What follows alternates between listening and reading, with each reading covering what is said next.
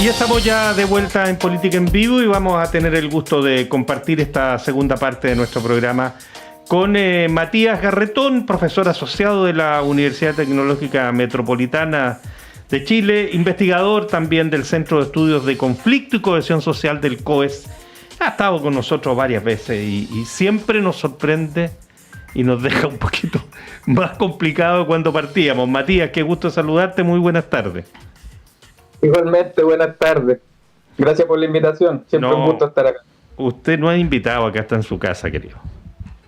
Gracias. Oye, Matías, por cierto, nos preocupa mucho que haya aparecido una banda de narcotráfico, al parecer una banda cuando ya son 5 personas, en la FACH después de haber conocido otra en el Ejército, ambos en región fronteriza de Tarapacá. ¿Qué clase de alerta se enciende? ¿Roja, amarilla? Roja, absolutamente roja. Sí, mira, el problema acá es que cuando todo esto son señales todavía, yo diría que luz roja como para detenerse, no es un desastre generalizado todavía, pero es una alerta de que ya el crimen organizado pasó a una fase en que tiene la capacidad de corromper las instituciones. Y eso en otros países latinoamericanos, cuando esa fase se generaliza, han ocurrido procesos de no retorno, son umbrales de no retorno.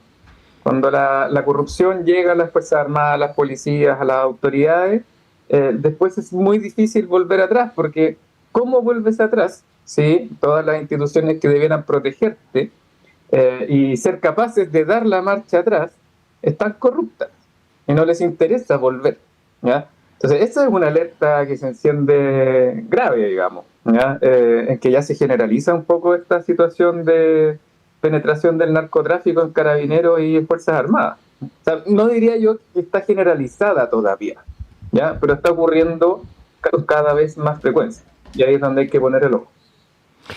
Ahora, para poner paños fríos, porque también uno se asusta mucho con estas cosas, aunque con el tren de Aragua costó harto reconocer que estaba en Chile, me acuerdo que costó.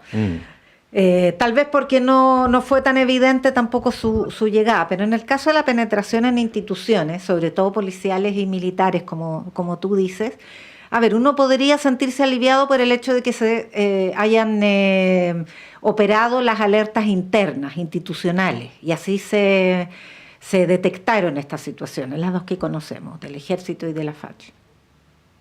Mira, sí, el problema acá, Yanna, es que tú sabes lo que se detectó, pero no sabes lo que ocurre y no se está detectando. Y yo creo que hay un tema muy complejo que emerge hoy día cuando la FACH, en el fondo, se rehúsa a entregar información argumentando que esto es materia de justicia militar. ¿Ya?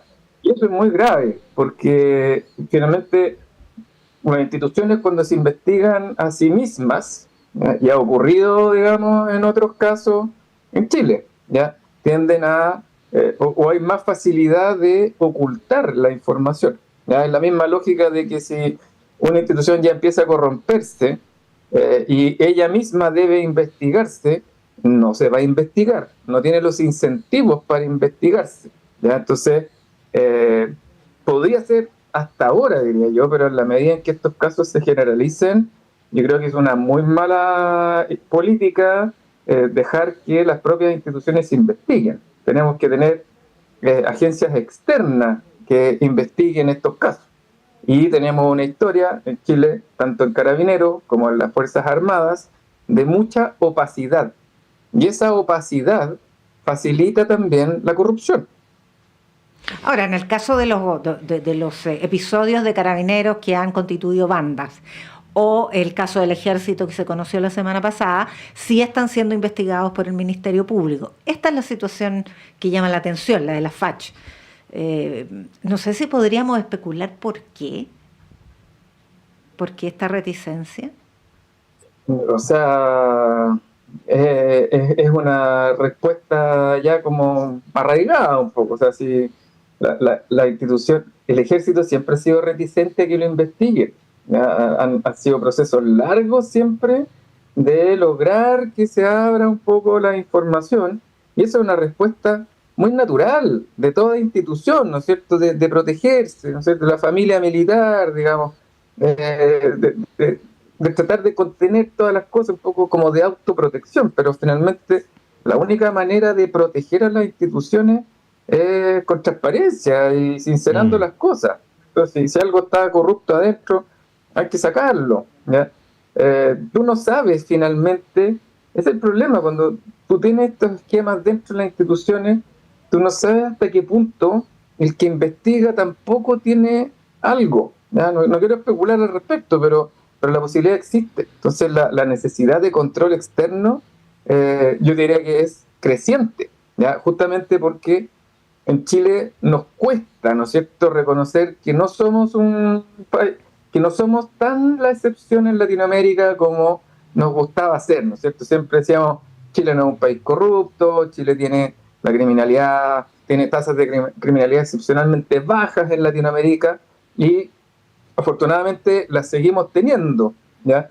Pero para mantener eso tenemos que mirar las cosas de frente, entender que sí hay y había corrupción y que la corrupción está creciendo y que tenemos que dotarnos de nuevas prácticas y de nuevas herramientas finalmente, ¿ya? Bueno, sí, perdón, Matías. Dale. Comentábamos antes en el bloque anterior que las razones que aduce la FACH para intentar tener ella el control de la investigación, su razón oficial, es que esto sería un delito cometido en el ejercicio de la función misma, digamos, en un avión oficial y en una tarea oficial, y por lo tanto le corresponde la investigación a la justicia militar, en este caso. La Fiscalía tiene otra visión, se traba contienda de competencia, que la van a presentar mañana, según entiendo, y la va a resolver la Corte de Apelaciones, pero evidentemente desde la perspectiva de la transparencia de lo que tú decías, suena infinitamente más tranquilizador que investigue un ente externo a que investigue la FACH o la justicia militar. Pero más allá de ese punto de la transparencia que es fundamental, ¿cuáles son las medidas que a tu juicio se requieren cuando empiezan a aparecer estos brotes que no son verdes, más bien, bueno, en Carabineros aparecen más brotes verdes, pero aquí hay brotes verdes, hay brotes grises, hay brotes azules, en fin, empiezan a aparecer en brotes epidémicos. Sí, en distintas instituciones esta situación que hace respirar hondo, ¿no? Sí, y insisto en la idea de que vemos lo que se encuentra, pero aquí voy a volver a dos clichés que yo creo ya se lo he dicho muchas veces. Primero, crimen organizado, hay que preocuparse más de lo que uno no ve, de lo que sí está viendo, ¿ya? Entonces, cuando uno ve estos brotes, tiene que suponer al tiro multiplicar por 5, por 10, digamos, ¿ya?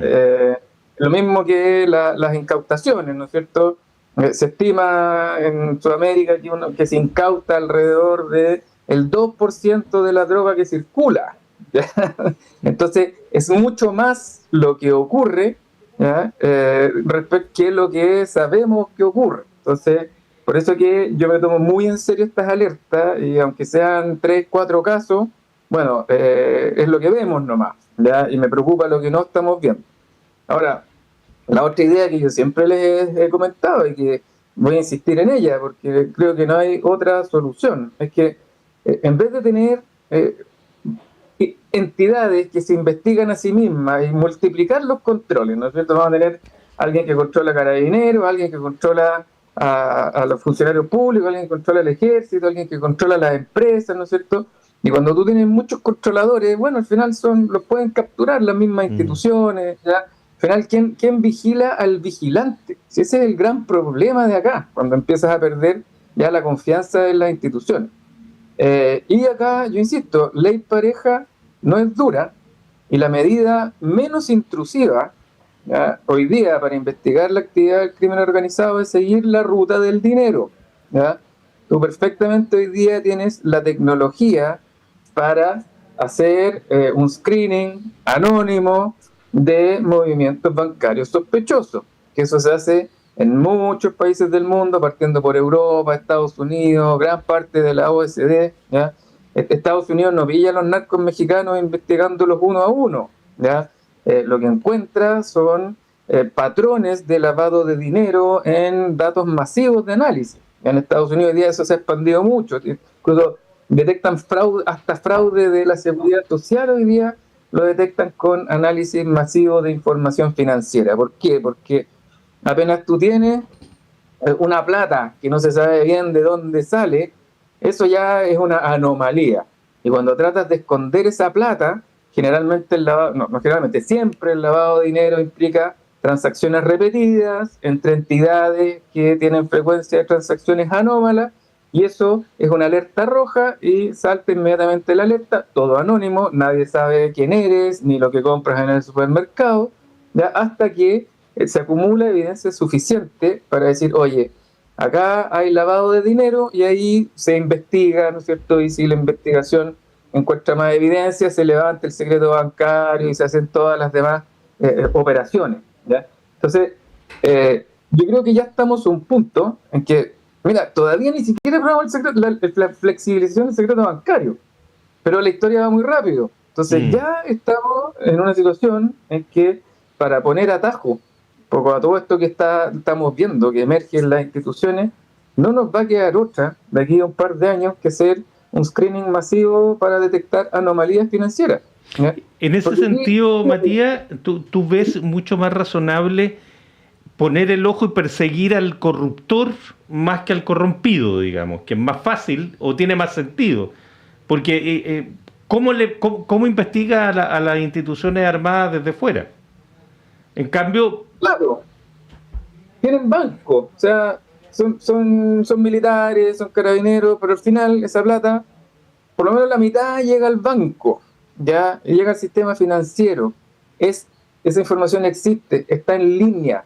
No, literalmente no te cuesta casi nada, o sea, es barato además, en vez de tener gente en la calle o haciendo investigaciones de meses para poder desbaratar una banda. Acá tú tienes un analista sentado frente a un computador mientras tenga el acceso a datos. Y la dificultad aquí es normativa. Ni siquiera tenemos que hacer grandes inversiones, etcétera, sino que tenemos que cambiar un poco el switch, ¿ya? Y tampoco se trata necesariamente de detectar al corruptor, sino que se trata de detectar los beneficios de las actividades ilícitas, ¿ya? Que finalmente recordemos que el crimen organizado es una empresa económica, ¿ya? Su objetivo es ganar dinero, y por lo tanto la evidencia más obvia es cuando aparecen plata que nadie sabe de dónde vienen, ¿ya? Y eso nadie lo está inventando, ¿sí? Esto existe en todo el mundo, es lo único que finalmente da resultados estructurales a largo plazo, y finalmente es lo menos intrusivo para la vida privada de las personas. O sea, ¿qué prefieres tú? ¿Tener policías de civil siguiéndote?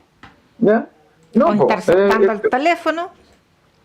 Claro, pinchándote el teléfono, eso es súper intrusivo, súper intrusivo. Yo prefiero, el que nada hace nada teme, ¿cierto? Que se detecten patrones financieros. ¿Ya? No es algo tan terrible como lo han pintado para rechazar la flexibilización del secreto bancario. ¿Ya? Es algo que ni te vayas a dar cuenta. O sea, no sabí que ni siquiera le interesa al algoritmo, ya, meterse en qué hace la vida privada de cada persona. Entonces, yo creo que la alerta está, ¿ya? Estamos en un claro problema de quién vigila al vigilante, ¿ya? Y por lo tanto, cuando estamos frente a ese problema, necesitamos soluciones lo más transparentes, ¿ya? Y universales y generales, y ojalá lo menos intrusivas posible. Yo no conozco otra solución que no sea. Mira, hay un ejemplo que se estableció después de los escándalos de financiamiento ilegal de la política, y que es la definición de la persona políticamente expuesta. Ese tipo de persona que tiene un cargo con acceso a recursos públicos, a hartos recursos públicos, es seguida en sus movimientos financieros, y cada vez que hay una operación de él, ella o un familiar incluso, por un monto determinadamente alto, o que se considere como que pudiera ser susceptible de problemas de corrupción, aparecen las alertas y los bancos tienen la obligación de hacer preguntas y no sé si de informar inmediatamente, no sé cómo es el mecanismo, pero existe esa figura políticamente expuesto. Porque no sé si existe en experiencia comparada alguna figura similar de esto que tú defines como vigilantes, no vigilados. Por ejemplo, altos mandos de la policía, de carabineros, de los militares, de la justicia, que dicho sea de paso, acabamos de conocer situaciones de corrupción, claro, menor, pero uso licencias médicas para viajar. 82 jueces. Claro, uno diría quien puede lo menos, puede lo más. Entonces, bueno, ¿existe ese mecanismo del tipo políticamente expuesto para esta figura de vigilantes que tú mencionas en otras partes?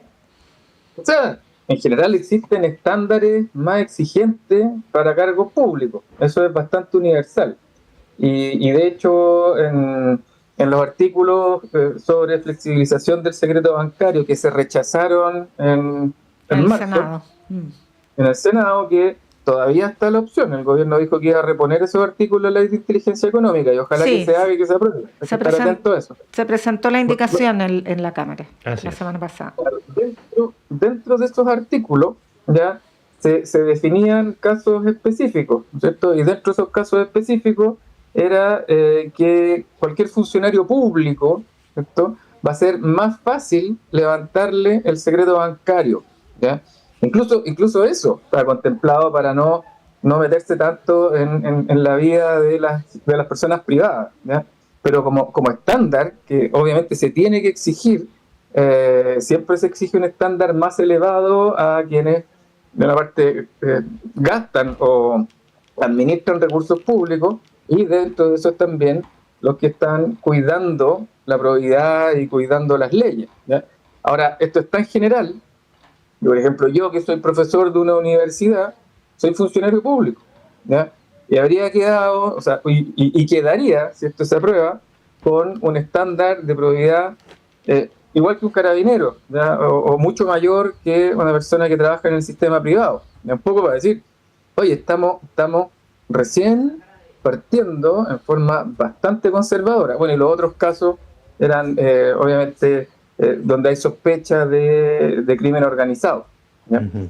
Entonces, partamos por ahí, finalmente, cuando tú tienes tantos funcionarios públicos y nos demoramos todos estos años en pillar algo que era tan evidente como las licencias médicas, es que también el vigilante, ¿no es cierto?, tiene recursos limitados, de una persona, tiene tiempo limitado. Entonces, cuando tú tenías un universo tan grande, también es más fácil que se te pasen casos cuando lo estás investigando en forma caso a caso, con metodologías bastante manuales, ¿no es cierto? Y ahí es donde finalmente yo diría, lo más eficiente, ¿ya? Y lo que funciona hoy día en el mundo, que es pasar al análisis de datos masivos, ¿ya? Pero insisto, eso es una etapa más allá de esto que estamos discutiendo, y no sé cuándo empezaremos a discutirla a nivel de legislar al respecto, digamos, pero yo creo que antes mejor. Un par de minutos nos van quedando, Matías. Hoy día se presentó la encuesta nacional urbana de seguridad ciudadana. ¿Qué te parecieron los números que arrojó? Mira, en realidad la percepción de inseguridad, de que se aumentó la violencia, la inseguridad en el país o no, se mantiene más o menos estable en torno al 85%. O sea, ya estamos como en un umbral de saturación y eso no se mueve mucho. Sí me parece relevante cuando uno ve la serie histórica con la versión anterior de la NUSC, que esta sensación de inseguridad y la percepción de victimización y una serie de indicadores, y también la victimización efectiva vienen aumentando. La victimización viene aumentando desde el año 2021 y la percepción de inseguridad desde el año 2018, ¿ya? Entonces, aquí claramente confirma la hipótesis de que han pasado cosas en Chile en estos años, ¿ya? La pandemia nos dejó con más crimen organizado que antes de la pandemia, ¿ya? Llegaron organizaciones transnacionales y eso es evidente, y hoy día ya se reconoce. Entonces, yo te diría que es paradójico, ¿no es cierto?, porque en este NUS hubo más victimización, y se mantiene la percepción de que empeoró la delincuencia. En otra, de repente, aumenta la sensación de que empeoró la delincuencia y no ha habido más victimización. Bueno, hoy día estamos en un caso, yo creo, de saturación y de aumento de victimización. Y yo creo que un dato que igual es relevante es que mal, un 28% de los encuestados ha sido victimizado en los últimos 12 meses. ¿Ya? Estamos hablando de más de 1 de cada 4 chilenos ha sido expuesto a algún tipo de delito, lo cual tampoco es menor. Y ni siquiera estamos incluyendo ahí la cifra de revictimización, porque generalmente las personas que son victimizadas no son victimizadas una vez, sino que es como injusto eso, porque cuando a ti te victimizan, tienes más probabilidad de ser revictimizado de que si no has sido victimizado. Entonces, yo te diría que no es menor, digamos.